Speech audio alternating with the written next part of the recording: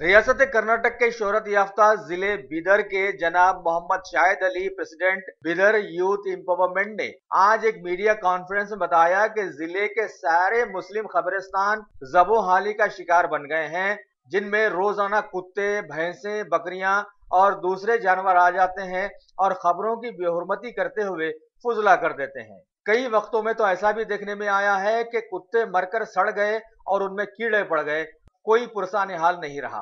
उन्होंने आगे बताया कि इससे पहले मुकामी एमएलए जनाब रहीम खान और डिस्ट्रिक्ट कलेक्टर को कई याददाश्तें भी पेश की गई, लेकिन अभी तक इसका कोई नतीजा नहीं निकला। आगे उन्होंने कहा कि मीडिया में आ जाने के बाद भी अगर हुकूमत का कोई रद्देमल इस सिलसिले में नहीं हुआ तो फिर वो सारे लोगों के साथ मुस्तकबिल में जबरदस्त धरना मुनज़्ज़म करने वाले हैं।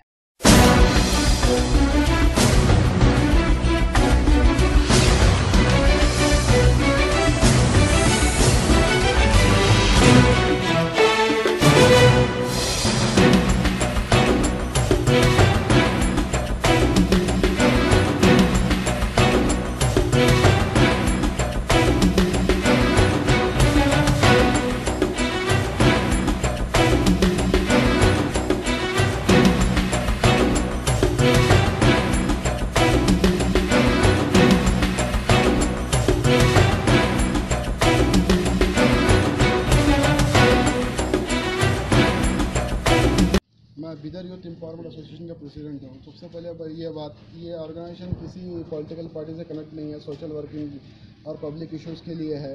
हम लोग मिलकर एक इशू उठाए थे नुकसान तालीम मुस्लिम चौक का ग्रेवयार्ड का बाउंड्री वॉल का कंस्ट्रक्शन करने के लिए और वहाँ पर गेट नए डालने के लिए। गेट और बाउंड्री वॉल नए रहने की वजह से वहाँ पर कुत्ते अंदर जाके खबर को डैमेज कर रहे हैं, खबर खोद रहे हैं और अंदर बैला और गाय वगैरह और बकरियां अंदर जाके अंदर का एनवायरनमेंट पूरा ख़राब कर रहे हैं। इसलिए हम एक फरवरी के मंथ में सीएमसी बीदर को एक एप्लीकेशन दिए थे 14 तारीख को, तो उसका हमको कोई रिस्पांस नहीं मिला अब तक। उसके बाद हम लोग एमएलए साहब के पास गए। एमएलए साहब के पास गए तो एमएलए साहब ने हमको एक लेटर दिया, होगा काम हो जाएगा बोल के बोले, लेकिन आज 7 महीने हो गए हैं। एमएलए साहब लगता है ये इशू के ऊपर नेगलेक्ट कर रहे हैं, ये इशू सॉल्व करना नहीं चाह रहे हैं। 7 महीने तक से कोई इसके ऊपर एक्शन नहीं हुआ। आज पूरे लोग परेशान हैं, पूरा आसपास के लोग जो है वहाँ पर परेशान हैं। अंदर से जानवर मर रहे हैं, अंदर से बदबू आ रही है। ये सब ये बाउंड्री नहीं बनने की वजह से हो रहा है।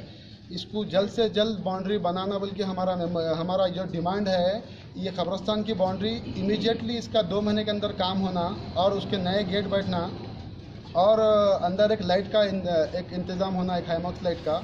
अगर ये 2 महीने के अंदर अगर काम नहीं होगा तो यूथ एम्पावरमेंट एसोसिएशन की तरफ से हंगर स्ट्राइक निकाला जाएगा और यही हमारा डिमांड है।